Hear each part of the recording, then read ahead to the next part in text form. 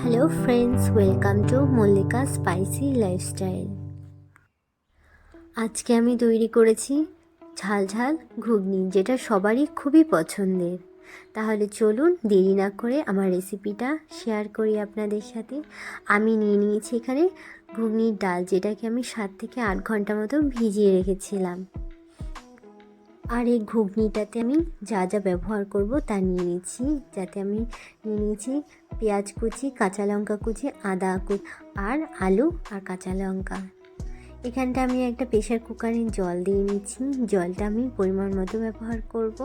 আর এখানে আমি যতটা ঘুগনি নিয়েছি তার ডবল জল দিয়েছি, তাতে ভালোভাবে ঘুগনিটাও সিদ্ধ হয়ে যাবে আর জলও খুব বেশি থাকবে না। এরপর আমি এতে দিয়ে দিয়েছি 2টো কাঁচা লঙ্কা, আর এরপর আমি দিয়ে দেবো হাফ চামচের মতো হলুদ গুঁড়ো, আর দেব হাফ চামচের একটু বেশি লবণ। এরপর আমি এতে কেটে রাখা অর্ধেক আলু দিয়ে সিটিতে বসিয়ে দেব। আর আমি সিটি দেওয়ার সময় 10 থেকে 12টা মতো সিটি দিয়েছি, এতে ঘুগনিটা ভালোভাবে সিদ্ধ হয়ে। এরপর আমি একটা কড়াই নিয়ে নিয়েছি, এতে আমি পরিমাণ মতো রিফাইন তেল দিয়ে দিয়েছি। তেলটা গরম হয়ে গেলে এতে আমি ফোড়ন হিসাবে দিয়ে দেব কিছুটা জিরাটা হালকা লাল লাল হয়ে আসলে এরপর আমি এতে দিয়ে দেব কেটে রাখা আদা কুচি, আর তার সাথে দিয়ে দেব এর সাথে আমি একটা কাঁচা লঙ্কা কুচি দিয়ে দিয়েছি। এরপর এই সব কিছুকে তেলে ভালোভাবে ভেজে নিতে হবে। আর হালকা লাল লাল হয়ে আসলে আমি দিয়ে দেবো এর সাথে 1 চামচ মতো কাশ্মীরি গুঁড়ো লঙ্কা, যেটা এই ঘুগনিটাকে খুব সুন্দর একটা কালার দেবে।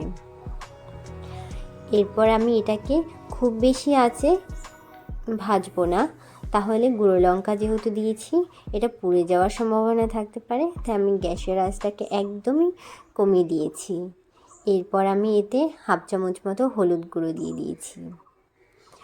এরপর সব কিছু আমি ভালোভাবে নেড়েচেড়ে এর মধ্যে আমি ঘুগনিটা ঢেলে দেব।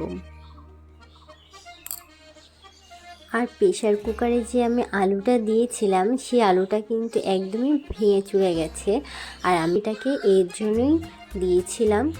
এতে আপনারা চাইলে আলু কেটে পিস করেও দিতে পারেন বা এভাবেও দিতে পারেন, যেটা সহজ মনে হয়।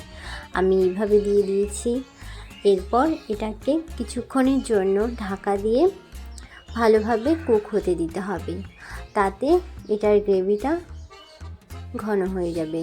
আর আমি এখানে পরিমাণ মতো একটু লবণ দিয়ে দিয়েছি। আমার কাছে মনে হয়েছে এই ঘুগনিটাতে লবণ একটু কম হয়েছে। তারপর আমি এটাকে একটু নাড়াচাড়া করে রেখে দেব। এরপর যখন ঘুগনিটা ফুটে আসবে, এইখানে আমি 1 চামচের থেকে কম একটু গরম মশলা দিয়ে দিয়েছি। আমি এখানে মশলাটা কম দিয়েছি কারণ এই ঘুগনিতে খুব বেশি মশলা ভালো লাগে না। আর হ্যাঁ, আমি এটাকে একদমই ঘরোয়া পদ্ধতিতে করেছি, কিন্তু খেতে হবে একদমই বাইরের দোকানের ঘুগনির মতোই। দেখুন এখানে ঘুগনিটা একদম ঠিক পর্যায়ে চলে এসেছে। এর থেকে বেশি গ্রেভি রাখলে ভালো লাগে না। ঘুগনির এরকম পরিমাণেই আপনারা বন্ধ করে দেবেন গ্যাসের আঁচটা, তাতে ঘুগনিটা খুব ভালো হবে। আর আমি এখানে অল্প কিছুটা চিনি দিয়ে ঘুগনিটাকে নামিয়ে নেব। আর এখন আমি দেখিয়ে দিচ্ছি ঘুগনিটাকে সার্ভ করে। আর দেখুন বন্ধুরা, ঘুগনিটা দেখতে কতটা সুন্দর হয়েছে, খেতে কিন্তু আরও ভালো হয়েছে। আপনারা নিশ্চয়ই বাড়িতে একবার হলেও এরকম পদ্ধতিতে ঘুগনিটা ট্রাই করে দেখবেন।